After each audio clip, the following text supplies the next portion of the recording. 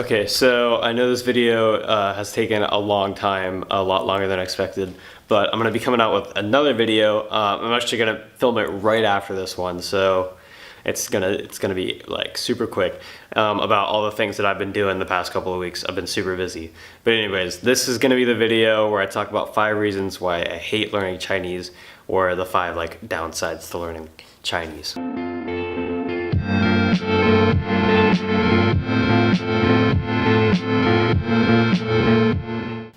Okay, so again, before we start, I want to give the same warning I did last time. Not a professional linguist, still a beginner at Chinese. This is also from the perspective of an English speaker. And if anybody has any other advantages, disadvantages, please comment below, or if you find corrections and I make mistakes, comment below. Be greatly appreciated. Okay, so the first one is going to be Chinese characters are really hard to memorize.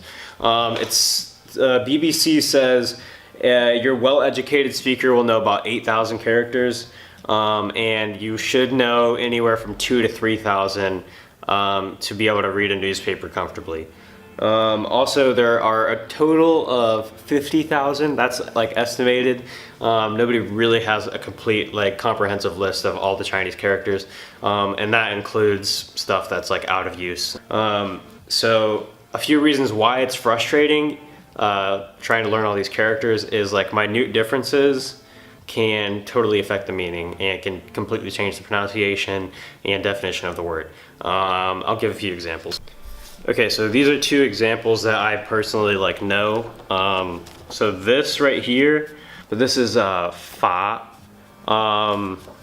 I don't know what the definition of this character is, but I know it fa guo is France, but I don't know what fa means by itself. And then this character right here is chu, which means to go.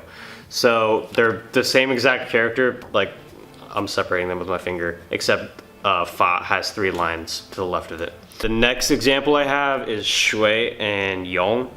So shui, this one means water, and yong means, I think, like eternal or something like that, like long lasting. And the only difference is the top is slanted and it has a dot over it. Makes it really hard. You could tell the differences between these ones. The tones were completely different. The like the articulation is completely different. So even the meanings were completely different. Completely different, even though 3 dots or 1 dot and a low slant. So those are the kinds of things that are really sucky when you're trying to learn 8,000 characters. Okay, so number 2, simplified and traditional. China, mainland China, uses simplified characters. In 1960 something, I forget what the exact date is, I'll display it like right here. Mao Zedong and some of his officials wanted to simplify the Chinese language. I mean, it kind of made it simpler, but for me it makes it harder to learn, because a lot of the tools that I use to memorize traditional characters include using the radicals like I talked about in the last video, and common things that will show up that will help like hint at the pronunciation of it. These things were kind of taken out when the simplified was introduced. It was basically like taking all the radicals or all of the meanings that it used to have and simplifying it down to where some of those aren't even in there anymore. So now it's a lot harder to look at something and be able to tell like what it used to mean. Okay, so my first example of this is going to be Taiwan written in Chinese. So this is simplified Chinese. Super simple to write, especially this character. Actually, Taiwan, I'm pretty sure this is the only simplified character that I see often. Sometimes I see this. Sometimes I see, there's a store called My Phone. They use simplified both Taiwan. Other than that, I rarely ever see simplified Chinese characters in Taiwan. This is how you traditionally write Taiwan. So look at the comparison there. There's like they're completely different. So like I don't know how one went from the other to the other, but anyways. So meaning, like, trying to read both of these, trying to learn both of these at the same time. Many of you know If you know me personally, I'm going to be trying to go to mainland China when I get a little bit older. Maybe next year I think I'm going to go to mainland China next year. We'll see. But they're all going to use these characters. I'm in Taiwan trying to learn these characters. And like the next year, I'm going to have to learn both systems. So it's like making it super confusing. From what I've heard, it's only like 15 to 20% difference. I'm not sure about that, but I've heard that.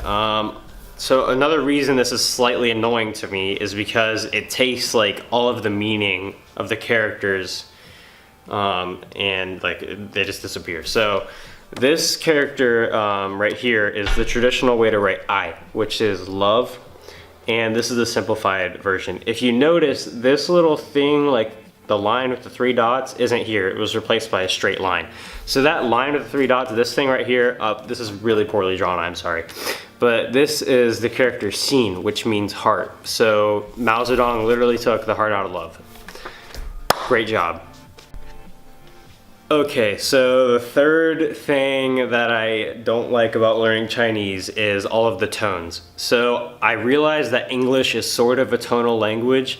Evidence of that is like, if you say something and then raise the tone at the end, it becomes a question. So if I say like, your shirt's red, or I say, your shirt's red, it becomes like a proclamation and then a question. So that's an example of how English can be a tonal language.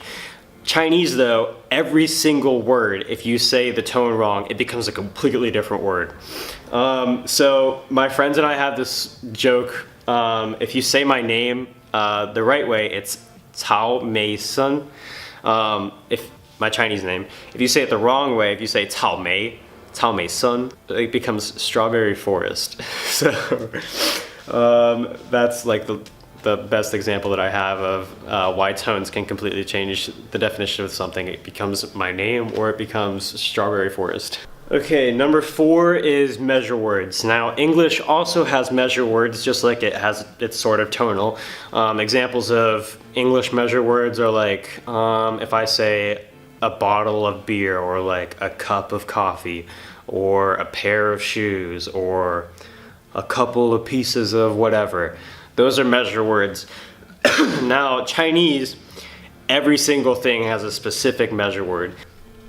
Now, there's a generalized one which you can technically use for everything, but you're gonna sound like you don't know how to speak Chinese. So it's just really hard to keep them all in order. I forget what the total number is. If I can count them again, I think there was like 180. Like furniture is all grouped into one, animals are grouped into one, paper has its own one, like they're specific measure words.